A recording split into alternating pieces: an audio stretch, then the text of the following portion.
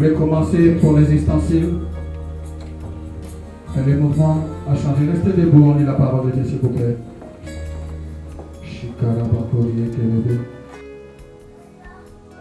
Moïse dit, fais-moi voir ta gloire. Moïse dit, fais-moi voir ta gloire. Nous allons les lire ensemble. Le 18, le 19, on les lit jusqu'au 23. Lisons ensemble.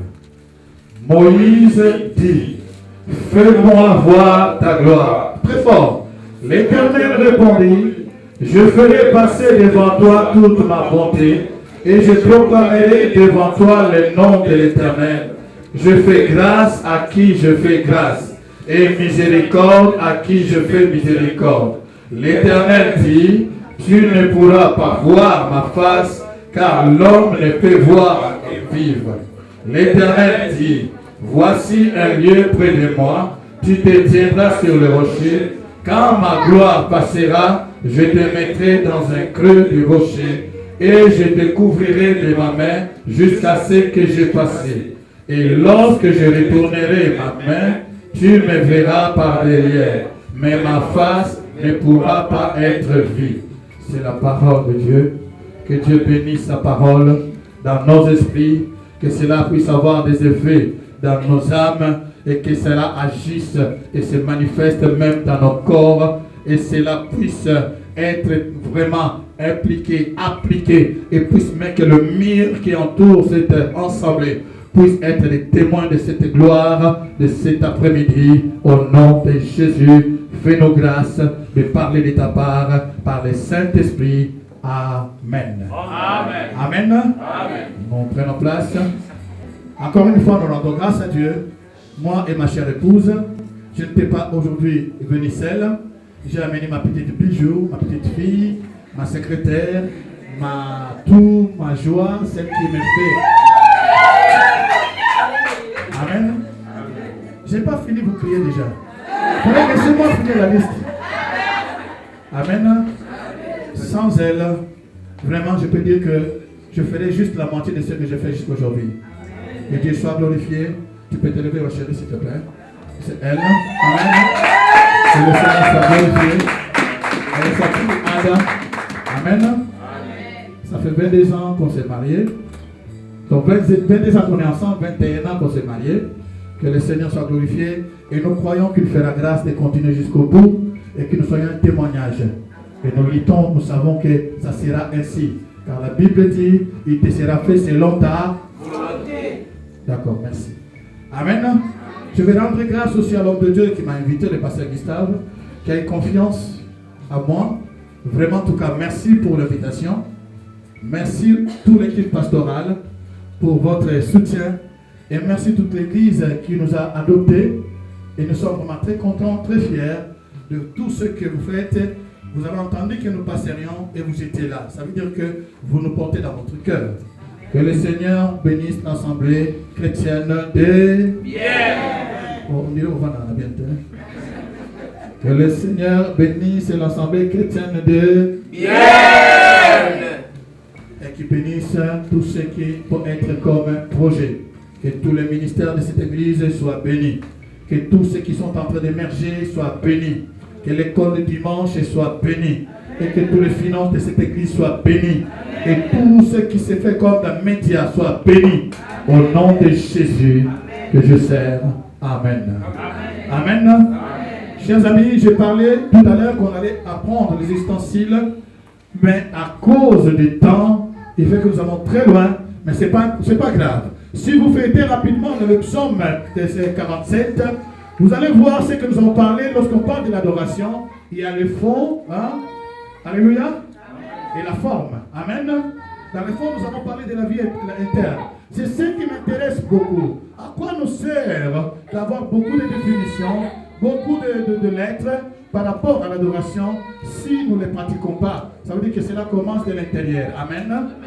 Alors, dans la forme, nous avons, si on peut dire rapidement quelques informations, vous les savez plus que moi, il y a les chansons que nous chantons, mais nous les chantons avec amour. Alléluia. D'accord. Alors, hier, nous avons dit dans le dictionnaire. Donc, chanter avec amour, chanter d'un amour ardent. Donc, lorsqu'on chante les louanges de Dieu, l'adoration, on le fait de tout le cœur. Amen. Vous ne pouvez pas chanter juste comme ça. Vous chantez à l'extérieur. Ça veut dire que vous n'êtes pas dans la chanson. Vous chantez comme si vous ne voulez pas. Lorsque chante, tu es dedans, tu participes à ces paroles qu'on chante. Amen.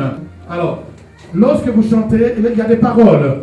Donc, il y a un moment dans l'église, c'est vrai que lorsqu'il y a la musique, nos adorations sont limitées. Et c'est bien de temps en temps d'arrêter la musique, afin que nos paroles montent. Amen. Et c'est très important aussi pour les groupes de louanges de comprendre cela. Amen. De temps en temps, laissez l'église prier, afin que la parole de chacun de nous monte. Parce que lorsque chacun de nous est né, nous ne sommes pas nés avec des guitares ni des synthés. On a des instruments à nous. Et nous avons dit au début qu'il y a 3 missions que Dieu a données à l'église. La première mission, c'était quoi? C'était vers Dieu. Première mission. Si vous regardez dans les commandements de Dieu, dans Exode chapitre 20, verset 1, vous descendez 3, 4, le premier commandement, Dieu s'appelle Yahvé Elkana. Elkana, ça veut dire le Dieu jaloux. Alléluia. Amen. Il a dit, je suis le Dieu jaloux. Il est le Dieu qui punit. Il ne veut pas donner l'adoration à quiconque, ni sa gloire. Il ne supporte pas. Ça veut dire que la première chose, Dieu veut être adoré, être mis à la première place. Il n'aime pas qu'on le mette ensemble avec. Donc, ça veut dire que la première mission de l'église, c'était vers Dieu. Amen. Et vers Dieu, nous les rendons un culte. Alléluia. Amen. Et deuxième mission, c'était l'édification de l'église. Nous avons parlé que l'église, c'est une institution que Dieu lui-même a instituée. C'est très important. C'est une famille. Il faut prendre soin de cela. L'édification au travers de la parole, l'édification au travers de la prière, au travers de tout ce que vous pouvez faire comme instrument, jeûne, tout ce que vous voulez, et l'édification entre les chrétiens. Amen. Amen. Qui était très important. Voilà pourquoi le diable est contre l'église. Vous voyez toujours l'église qui est en train de bouger. Il y a des problèmes, même des gens qui se disputent dans l'église. Il y a des gens qui peuvent même se bagarrer dans l'église. Vous ne comprenez pas, vous critiquez l'église, ça n'a rien à voir. Le diable sait que aussi longtemps que l'église est là, lui, il a des problèmes. Parce que les gens sont enseignés, les gens sont édifiés pour les grandes missions que Dieu a accomplies et pour récolter encore davantage des âmes pour le royaume de Dieu et pour les règnes qui viennent. Amen. Amen. Donc, si vous voyez des scandales, il n'est impossible qu'il arrive de scandales. Alléluia. N'ayez pas peur, ne quittez pas l'église à cause des scandales. Parce qu'il faut que cela arrive. Mais malheur par la personne que cela arrive. Hello? Amen. Quel que soit qu'on te scandalise, reste là. Ta destinée, une partie de ta destinée est liée à ton église. Amen. Une partie de ta destinée est liée à ton église. Alléluia, je ne vais pas rentrer là-dedans. Et nous avons passé la troisième mission, c'était quoi? Vers le monde. Amen. Et c'était quoi? L'évangélisation. Et nous avons parlé, je n'ai pas pu m'attarder surtout par rapport à la définition seulement, mais à la vie des adorateurs. Et nous avons dit que le vrai adorateur, c'est ceux qui adorent le Père. Après avoir adoré, ils sont remplis. Et dès qu'ils sont remplis, ils ne peuvent qu'édifier ou s'édifier. Alléluia. Ils ne peuvent que donner, parce que de vrais adorateurs ne sont pas des lacs, mais sont des fleuves. Ils les reçoivent et ils donnent. Ce sont des gérants, des dons spirituels qui distribuent aussi à d'autres personnes. Amen. Amen. Et nous avons parlé de l'évangile. Un vrai adorateur ne peut pas fermer sa bouche. Nous avons pris l'exemple de la femme samaritaine.